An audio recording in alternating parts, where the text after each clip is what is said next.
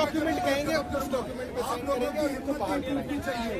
हमने बोला कि देखो ये फुटबॉल नहीं मनाना है हमको बस मार्शलों को, ये नहीं कर रहा वो नहीं कर रहा, सब साथ बैठ जाओ, जिसपे साइन करना है सब साइन करो। हम आ गए हैं भारतीय जनता पार्टी वालों का इंतजार।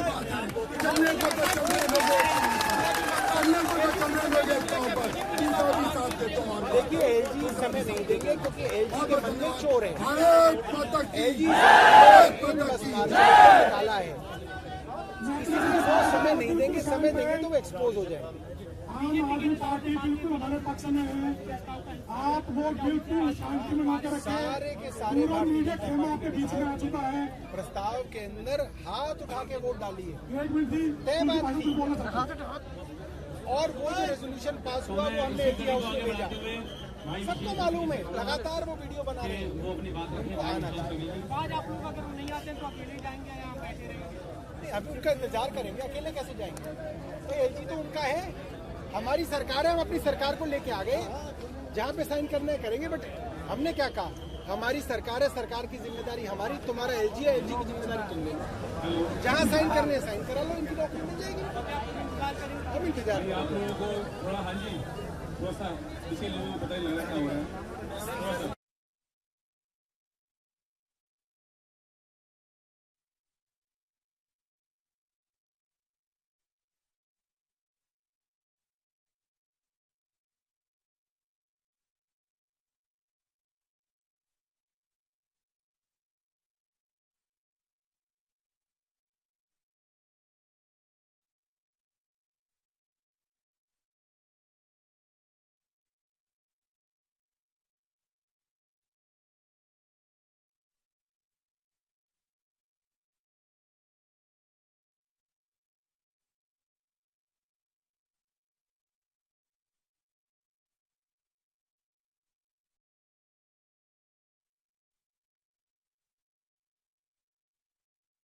बंद करो, बंद करो।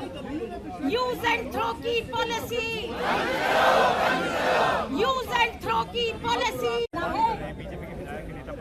हमारा दुर्भाग्य।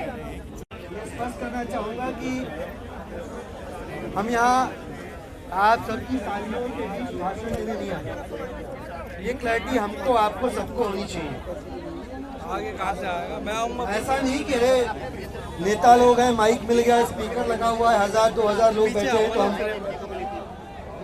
यहाँ हम स्पष्ट करना चाहते हैं कि यहाँ भारतीय जनता पार्टी के 8 विधायक और 7 सांसद, टोटल 15 लोगों का हम इंतजार है। थोड़ा सा इस इंतजार के दौरान मुंह बात कर बैठे रहने से अच्छा है कि सच का दिया जले, झूठ लापता हो, किसने कब कब क्या क्या कहा, कैसे कैसे वायदे किए और किस तरह से उन वायदों से पलटा, ये बातें अगर होती रहे तो हमारा आपका संकल्प पहले से ज्यादा मजबूत होगा। ये मकसद है यहाँ पे होने का। सौरभ भाई ने भी बताया, राजेश भाई ने भी बताया, हम यहाँ से जा नहीं रहे, हम अभी भी इंतजार कर रहे हैं। मैं अभी ट्विटर खोल के देख रहा था भाई साहब, x.com वाली जो वेबसाइट है, लगभग 2.25 घंटे पहले की एक वीडियो है। बहुत पुराने बड़े नेता हैं, गुप्ता जी, जानते होंगे आप लोग। उन्होंने अपने घर के एयर कंडीशन बंद कर दिया है। माइक किसी ने, भाई माइक बंद हो गया, आवाज आ रही है? ये कम ज्यादा कैसे हो जा रहा है? अच्छा हाँ, ऐसे रखो भाई, ऐसे मत करो यार, मेरे टाइम पे तुम बुला कर दे रहे। विजेंद्र को ध्यान से सुनिएगा बात, आप सब लोग आपस में लगातार संपर्क में रहते होंगे, हम लोगों से नियमित नहीं रहते होंगे संपर्क में, तो हम हैं, तो हमारी थोड़ी सुनिएगा। मैं स्वागत करना चाहूंगा, हमारे भी तालियों स्वागत करिए इमरान हुसैन जी, दिल्ली सरकार के एक और मंत्री आ गए। बहुत सारे विधायक मंत्री हमारे अरविंद केजरीवाल जी के निर्देश पे आपके बीच उपस्थित है। मैं वापस आता हूं गुप्ता जी पे। गुप्ता जी बहुत तेज दिमाग के आदमी हैं, उनको हल्के में कोई न ले। हमारी जितनी कुल उम्र होगी उससे ज्यादा की राजनीति उन्होंने देखी है, सीखी है, चलाई है। 2.25 घंटे पहले का वीडियो है। गुप्ता जी अपने घर के एयर कंडीशन कमरे में बैठ के कैमरे के सामने, शानदार कुर्सी लगी हुई है, चमचमाती टेबल है, उस पे बैठ के कह रहे हैं कि देखो जी आम आदमी पार्टी वालों ने कहा था 3 अक्टूबर को मिलने जाना है, फिर नहीं आए। आप लोग बताओ कहाँ आना था? उनके कमरे में आना था कि यहाँ आना था? कहाँ आना था भाई? कहाँ आना था? यहाँ काली गरम चारकोल की सड़क पे आना था कि उनके ऐसी कमरे में आना था? ये काली गरम सड़क पे आना था। और यहाँ हम आ चुके हैं और आकर पूछते हैं गुप्ता जी हम यहाँ हैं, आप हम यहाँ हैं गुप्ता जी, आप हम सब यहाँ हैं गुप्ता जी, आप हम सारे आम आदमी पार्टी के मंत्री, विधायक और बस मार्शल्स यहाँ हैं। नेता विपक्ष गुप्ता जी आप, गुप्ता जी आप, गुप्ता जी आप, ये जगह है। ऐसे ही बरगलाते हैं। आप समझिएगा कैसे कैसे आप में से कई साथियों को बरगलाया उन्होंने, बेवकूफ बनाया। कभी कहते हैं वो जी प्रस्ताव पास कर दिया, पीसी करके नहीं बताया, हुआ था ऐसे, प्रेस कॉन्फ्रेंस नहीं कर। आप सोचो इस बात में कोई लॉजिक है? कोई सिर पैर इस बात का? कोई सिर पैर नहीं है। विधानसभा की कार्रवाई दुनिया देखती है, सरकारी कागज है, विधानसभा की कार्रवाई खत्म हुई तुरंत भेज दिया कागज। हमारे एक और मंत्री मुकेश सहलावत जी, हमारे वीर से इनका स्वागत है। अब तो नियत पे शक नहीं है ना? अब किसकी नियत में खोट है? किसकी नियत में खोट है?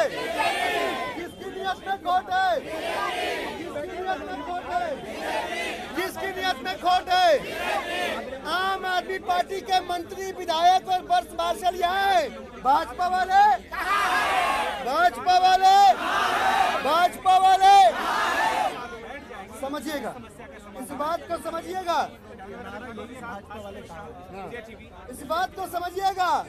इस समय इस काली गरम सड़क पे जो लोग मौजूद हैं वो आपका हित सोचते हैं, वो आपका कल्याण सोचते हैं, वो आपकी रोजी रोटी के बारे में सोचते हैं, आपके रोजगार के बारे में सोचते हैं।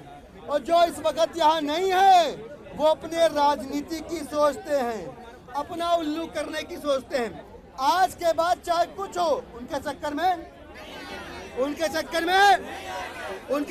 में 2004-5 में मैंने पढ़ाई पूरी की भाई साहब।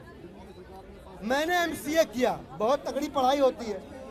मास्टर इन कंप्यूटर एप्लीकेशन की पढ़ाई मैंने करी।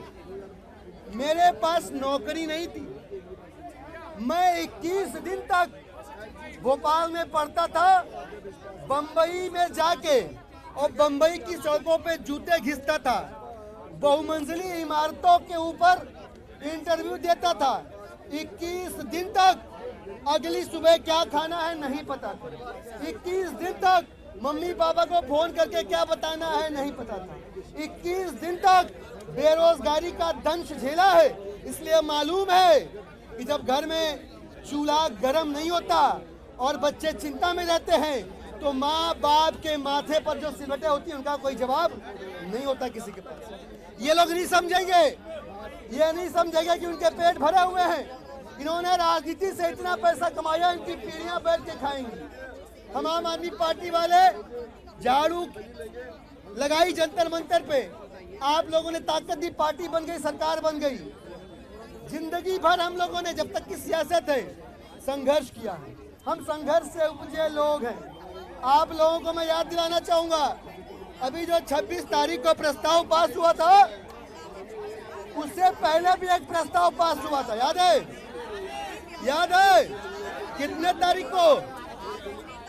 को? 29 फरवरी को एक प्रस्ताव पास हुआ था। किसने वो प्रस्ताव, कौन लेके आया था? कौन लेके आया था? कौन लेके आया था? कौन लेके आया था? मैं लेके आया, मैं लेके आया था। वो प्रस्ताव पास हुआ। क्यों पास हुआ? आप लोगों ने कहा कि भाई साहब आप लोग प्रस्ताव पास करके भेज दो, तब ये कर देंगे। इन्होंने वादा किया है। प्रस्ताव पास हुआ, इन्होंने किया बहाली किया नहीं किया। फिर आप लोगों ने संघर्ष शुरुआत की। फिर आप इनसे मिले, इनके पता नहीं कौन से चंद्रों से मिले आप। इन्होंने कहा देखो जी प्रस्ताव पास हो गया, लेकिन उन्होंने किसी को बताया नहीं। इनसे एक प्रेस कॉन्फ्रेंस करा दो।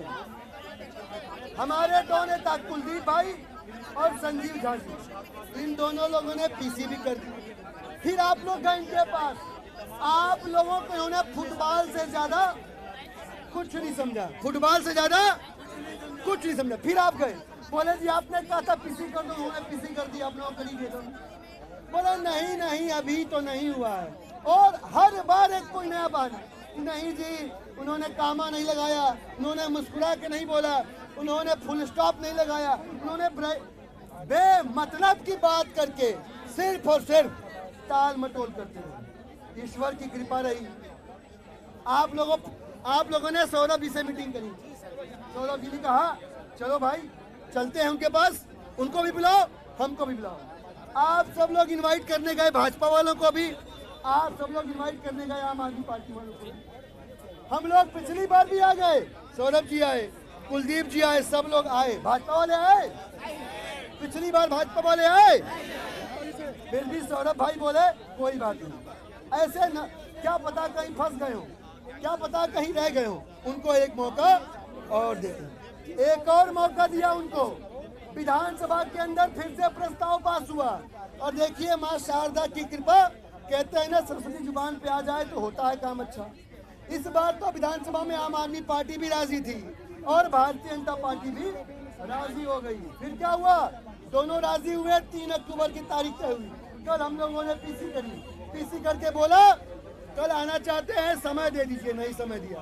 फिर सिविल डिफेंस वालों ने कहा भैया आपने प्रस्ताव में टाइम नहीं लिखा। मेरे पास फोन आया, आपने टाइम नहीं लिखा प्रस्ताव में, एक बार चिट्ठी लिख के टाइम मांग लो। आज सुबह 10:26 पे मंत्री जी ने चिट्ठी लिखी एलजी साहब को और बोला भाई अब तो टाइम दे दो। तब से लेके अभी तक बैठे हुए हैं यहाँ पे, कोई टाइम।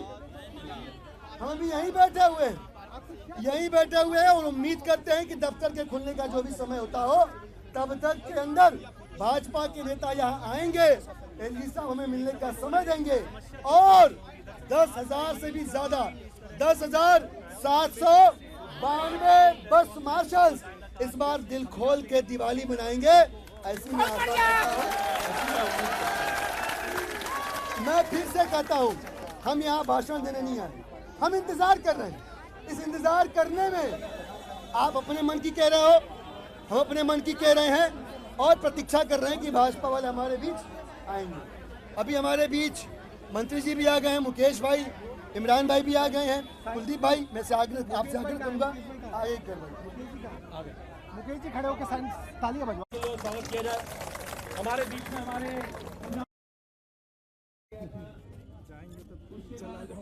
तमाम चीजें हमारे बीच में आई।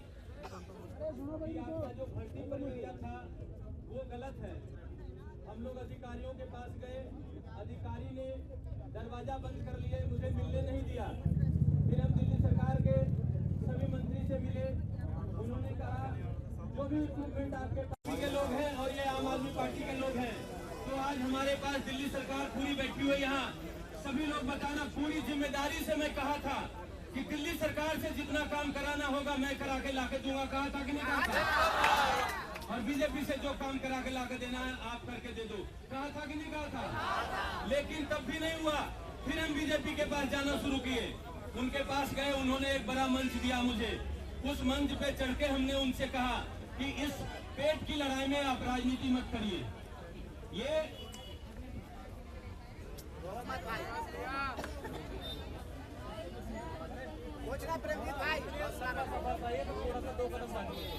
हौसला रखो, हौसला रखो, सरकार साथ में, हौसला रखो।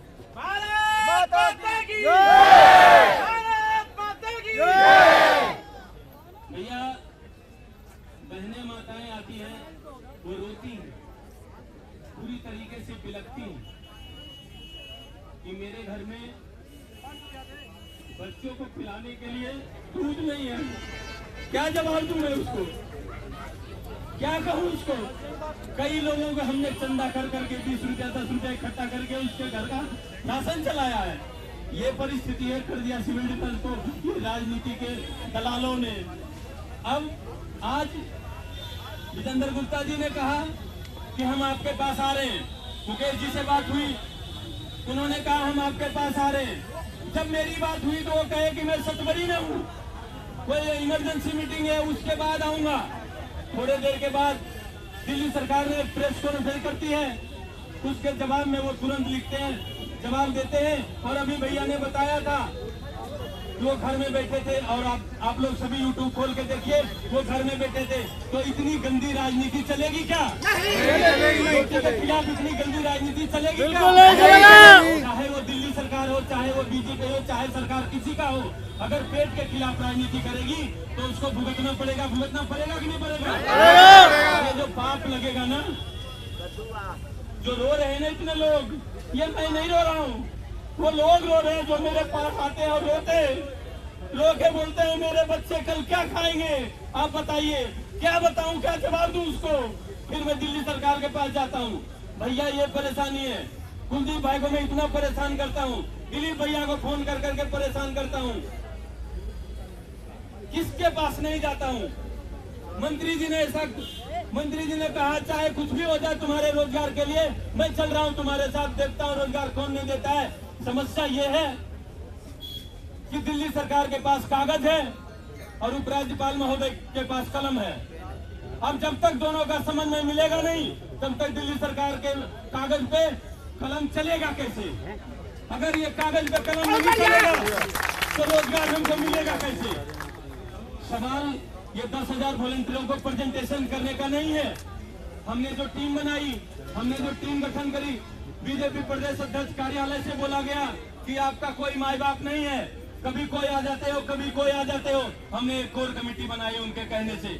फिर हमने उनको जाके कहा कि जी एक कोर कमेटी बनाया, आपने कहा बनाने के लिए, हमारा कोई इरादा नहीं था, लेकिन आपने कहा तो हमने एक कोर कमेटी बनाया और हम आपके पास आएंगे, आप जो कहोगे वो हम करने को तैयार हैं। फिर हमने उनके मंच पे कहा कि अगर भारतीय जनता पार्टी हमें रोजगार देती है और कहती है तुम सबके सब बीजेपी में ज्वाइन हो जाओ, तो एक मंच लगा लेना, 10,792 आपको ज्वाइन कर लेगी, बीजेपी ज्वाइन कर लेगी, आप इसको रोजगार दे दो। कहा था कि नहीं कहा था? लेकिन जितेंद्र गुप्ता जी के पास हमारा वीडियो गया था, उन्होंने मुझे पर्सनल फोन किया रात को 9 बजे और कह रहे हैं आप हमसे मिलिए। मैं उनसे मिला, मिलने के बाद उन्होंने आश्वासन दिया कि ये दिल्ली सरकार झूठ बोल रही है, आपको रोजगार देना नहीं चाहती है। मैंने कहा सर आपकी पूरा बात मान लिए, वो तो ये भी कह रही है कि रोजगार आप दे दो।